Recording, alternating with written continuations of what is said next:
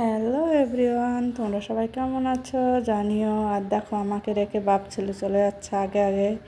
আর দেখো এক পাশে দুই ছেলে আর এক পাশে আমি আর বড়মশাই বসে আছি। যাচ্ছি, দেখো বলতে বলতে চলে আসলাম।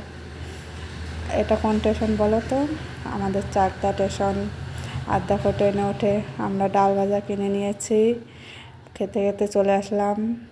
এটা হচ্ছে রানাঘাট স্টেশনে, আমার বোনের বাড়ি রানাঘাটে। আর দেখো যাচ্ছি, এখন উঠবো রিকশায়। দেখো রিকশায় উঠে গেছি। কে কে রিকশায় ওঠো এখনের সময়ে? আমরা তো রানাঘাট গেলে রিকশায় উঠি।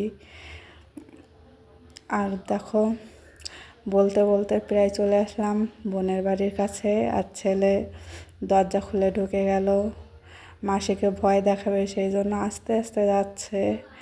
দেখো শুধু শয়তানি এদের মনে।